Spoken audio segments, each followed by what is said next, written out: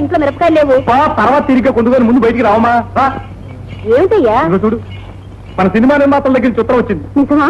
మన సావిత్రి ఫోటో నచ్చాయట? చాలా బాగా నచ్చాయని, మంచి భవిష్యత్తు గల అమ్మాయిని, అసలు ఇలాంటి అమ్మాయిల కోసమే చలనచిత్ర సేవ గొంతెండిపోయి ఎదురు చూస్తుందని రాశారు.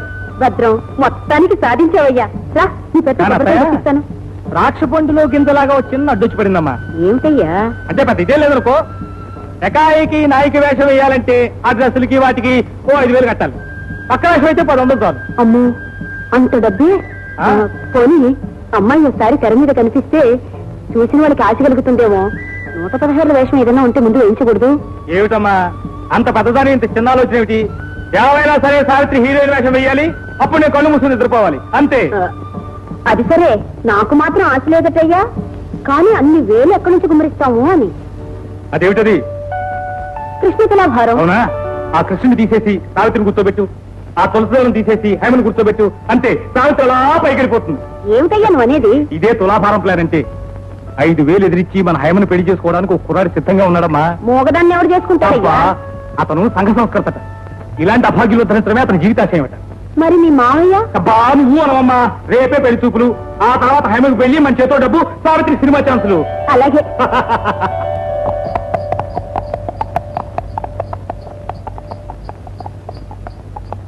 బాబు ఇక్కడ ఆపా బాబు. రండమ్మా, మీరు దిగండి. అత్తా చుట్టాలు వచ్చారు, రావమ్మా. ఎవరు? వదిలిగారా? రండి రండి. ఒరే భద్రం, ఏడు బాబు పిలిచావా? ఎవర్రా వాళ్ళు? అబ్బా అడిగావా? నీతో చెప్పా చేయకుండా తాంబూలాలు గుచ్చేసుకుని ముహూర్తాలు పెట్టించేసి ఆ తర్వాత నీతో చెబుదాం అనుకున్నాను. నా ప్లాన్ అంతా పాడు చేసావు మావయ్య. తాంబూలాలేమిటి, ముహూర్తాలేమిటి?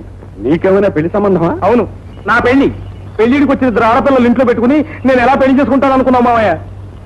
నీకన్నా చిన్నవాడినైనా నాకు బరువు బాధ్యతలు తెలుసు. మరైతే ఈ తతంగం అంతా ఎవరికరా? చెప్పేదాకా వదలవు. మన హైమకి. హైముక? నువ్వేమో హైమకి తొందరగా పెళ్లి చేసేద్దాం అనుకుంటున్నావా? మా అమ్మకేమో హైమను కోడలుగా చేసుకోవడం ఇష్టం లేదు. మరి నాకు తప్పుతుందా? అందుకని ఓ బ్రహ్మాండమైన సంబంధం చూశాను. మన హైమ సంగతి అంతా చెప్పేశాను. వాళ్ళు దానికి ఒప్పుకున్నారు. అవన్నీ సరేరా, అబ్బాయి ఎలా ఉంటాడో ఏమిటో చూడకుండా చేయకుండా ఎలా ఒప్పుకోవటం? అతనికి సెలవు దొరకలేదట. అందుకని వాళ్ళ అమ్మగారిని చూడమని, నచ్చితే వెంటనే ముహూర్తం పెట్టించేయమని రాశాట.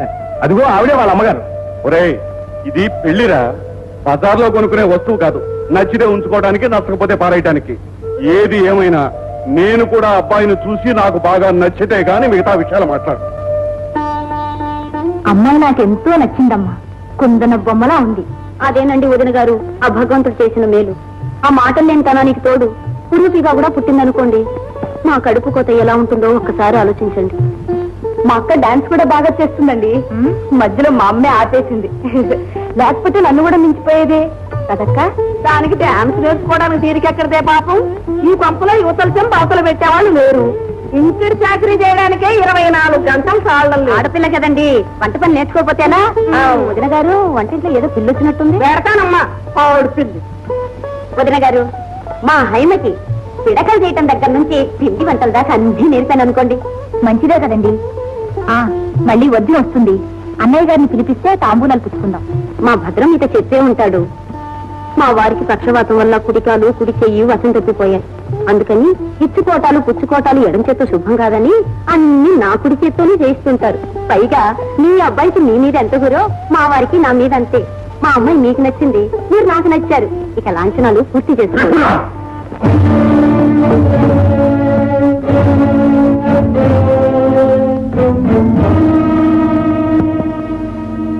క్షమించండమ్మా, అబ్బాయిని చూడండి ఇంత తొందరగా ఒక నిర్ణయానికి రాలేను. మా వారికి ప్రతిదీ క్రమబద్ధంగా జరగాలి. అందులో అనుమానం పాలోక విషయం ఎక్కువేమో, ప్రతిదీ సందేహమే. అబ్బాయి మీలాగే ఆజానుబాగువట. కనుముక్కు తీరు అచ్చం వదిన గారి పోలికేనటండి. త్రిపుర, అబ్బాయి అందగాడో అనాకారో తేల్చవలసింది నువ్వు నేను కాదే, ఆ కట్టుకోపోయేది. అది మోగదైనా దానికి ఒక మనస్సుంది, అభిరుచి ఉంది.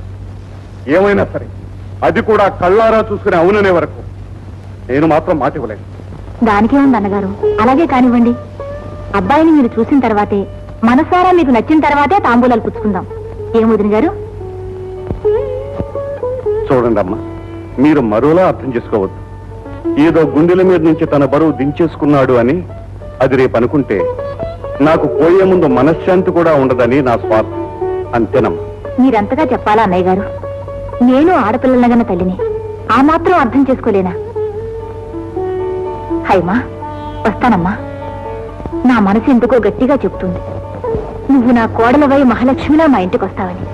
ఇదిగో, అంతవరకు ఈ చిన్న కానుక నీ దగ్గర ఉంచుకుని నీకు నచ్చింది కొనుక్కో అమ్మా. ఏమమ్మా ఇప్పుడు అవన్నీ ఎందుకమ్మా? అదేమిటండి, వదిన గారు ఇంత ప్రేమగా ఇస్తుంటే అందులో శుక్రవారం పూట కాదంటే ఏ మర్యాదగా అవుతుంది చెప్పండి? అవును మావయ్య, నువ్వు కాదంటే ఆవిడ మనసు బాధపడుతుంది. కాదనకు, తీసుకో మరి. వద్దాను.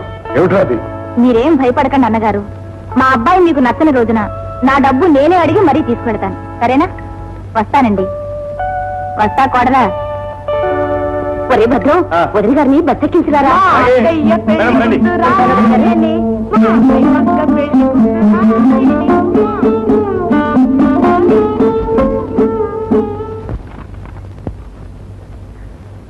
త్రిపుర, నువ్వు ఇంటి ఖర్చుకని అప్పుడప్పుడు తీసుకుంది 246 రూపాయల దాకా అయింది. ఆ 4 రూపాయలదే ఉందిలే, 250 రూపాయలు ఇచ్చేసి. 200 ఏం కర్మదిన, 500 తీసుకో, సంతోషం ఇస్తాను. కాకపోతే రేపు మా అమ్మాయి పెద్ద సినిమా యాక్టర్ అవుతే కొండంత డబ్బు లంకంత పేరుతో మీ భద్రానికి ఇవ్వాలనుకున్నాను. అదేం వద్దు, 200 చాలు అనుకుంటే మీ ఇష్టం.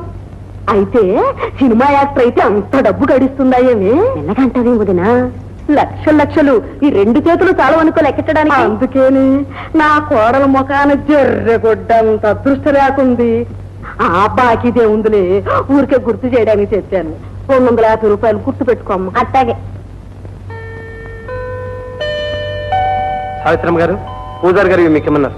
సాంబాయి, నీకే తెలుసా మా అక్కయ్య పెళ్ళైపోయింది. ఏమిటమ్మా, పెద్దమ్మ గారు మళ్ళీ ఏమైనా తిట్టారా? కాదు, నిజం పెళ్ళే. వాళ్ళ అత్తగారు కూడా చూసుకున్నారు, బాగుందన్నారు. ఇక పెళ్ళే.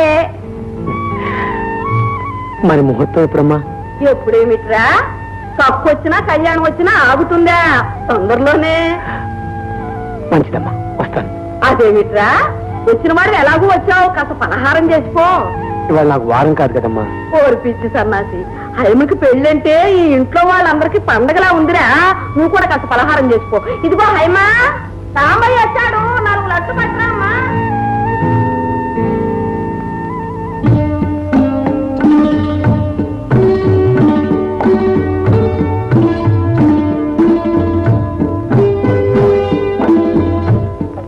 ఇవన్నీ నాకేనా అమ్మాయి గారు?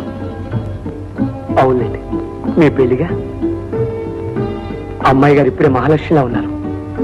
రేపు ఆ పసుపతలతో పారాణి కాళ్ళతో కళ్యాణం బొట్టు పెట్టుకుని మంగళవాద్యాల మధ్య నడుస్తూ ఉంటే నా దృష్టి తగ్గుతుందేమో అమ్మాయి గారు. అది సరే, అబ్బాయి గారు చదువుకున్నవారేనా? ఆస్తి బాగా ఉందా? అయినా అవన్నీ పెద్దయ్య గారు విచారించి ఉంటారనుకోండి. కానీ అమ్మాయి గారు, మీరు మాత్రం ఏమైనా అడిగి తెలుసుకోవాలనుకుంటే నాతో చెప్పేయండి, నిర్మోహమాటంగా అడిగేస్తాను.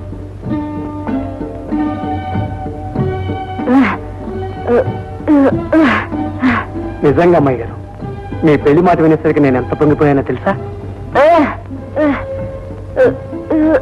కాదమ్మాయి గారు, మళ్ళీ మీ చేతి వంట తినే అదృష్టం నాకు ఎలాంటి కలుగుతుందో, అందుకని దాచుకుని ప్రసాదంలా దారి పొడుగున తింటూ వెళ్ళిపోతాను. అవునమ్మాయి గారు, నేను ఇవాళ పట్టం పెడుతున్నాను. 6 నెలలుగా మీ ఇంట్లో పడి తిన్నవాడిని మీ పెళ్లికి ఓ చిన్న బొమ్మ తెచ్చుకోవద్దు? మీరు అడగాల అమ్మాయి గారు. దేవుడు అడిగాడనే కొబ్బరికాయ కొడతావా? చూడండి, పట్టణంలో నా ప్రతాపం చూపించి మీకు మంచి బొమ్మ తీసుకొస్తాను. కానీ మీరు మాత్రం నేను ఆ డబ్బు సంపాదించేంత వరకు ముహూర్తం పెట్టించకండి. ఏ అమ్మాయి గారు? వెండి మూలు కొనుక్కోవడానికి నువ్వే వెంకటాచలపతి పట్రా? ఉండి నిండా డబ్బు ములుగుతోంది, కొనడమే ఆలస్యం అనుకోవడానికి. నా డబ్బు నా డబ్బే అయ్యేవారు. గొంతెత్తి ఆసనాలు చేశానంటే లక్ష్మీదేవి గల్లు గల్లు అంటూ నడిచొచ్చేదు. సరే, పెళ్లిలో బహుమతిగా ఏ వెండి గ్లాసో ఏ వెండి పళ్ళెమో ఇవ్వాలనుకుంటారు గాని ఈ వెండి మొగలు కొని ఇవ్వాలని కోరిక ఏమిట్రా? మీకు తెలియని దేవుంది అయ్యవారు. హైమమ్మ గారికి గజ్జలంటే ఆరోపణం. పుట్టింట్లో ఆ గజ్జలు ముట్టుకోవటానికైనా నోచుకోలేదు. కనీసం అత్తవారింట్లోనైనా ఆవిడ కోరిక తీరుతుందేమోనని. సరే, పట్నం ఎప్పుడు వెళ్తున్నావుట? ఇవాళ వెళ్తున్నా అయ్యవారు. ఎందుకైనా మంచిది, నువ్వు నా దగ్గర దాచుకున్న డబ్బు ఇస్తాను, పట్టుకెళ్ళి.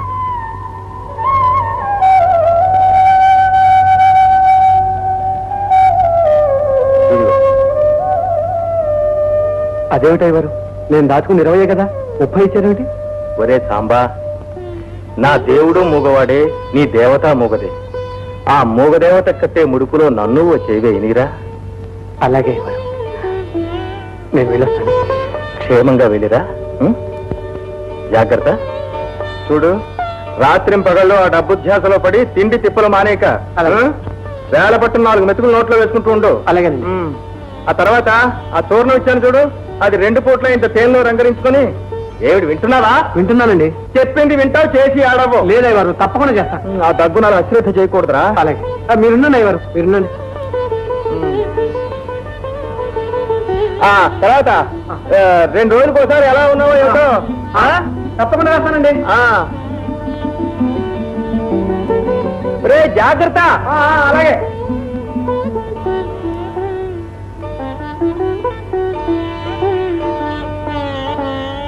ఏమండి, వీటి ఖరీదంతా కొంచెం చూసి చెప్తారా? 232 రూపాయలయ్యా. ఏమండి, ప్రస్తుతానికి అంత డబ్బు నా దగ్గర లేదు. పోనీ బజానాకి 30 రూపాయలు ఉంచుకోండి, మిగతా డబ్బు 1 రోజుల్లో ఇచ్చేస్తాను. అంతవరకు అవి జాగ్రత్తగా అలాగే ఉంచుతారా? చాలా బాగుంది రామచంద్ర. ఇక్కడ అలాంటి వ్యాపారాలు ఏమీ చెయ్యబడవు. రొక్కం సుప్తాగా ఇవ్వటం, వస్తువులు భద్రంగా తీసుకువెళ్ళడం, అంతేగాని రామచంద్ర. అది కాదండి, ఇవి పెళ్లి కానుగ్గా మా అమ్మాయి గారికి ఇవ్వాలి. ఎన్ని చోట్ల వెతికినా ఇలాంటివి దొరకలేదు. అందుకనే ఇంత ఇదిగా ప్రాధాయపడుతున్నాను. దయచేసి ఒక్క వారం ఆగండి, తప్పకుండా కొంటాను. అలాగే లేవయ్యా, వెళ్ళిరా. ఈ వారం రోజులు వీటిని బీరువాలో భద్రంగా దాచుంచుతా, సరేనా? అలాగే బాబు, మీ మేలు మర్చిపోలేను. వస్తా బాబు. పొద్దున్నే మంచి బలే బేరం దొరికింది రామచంద్ర.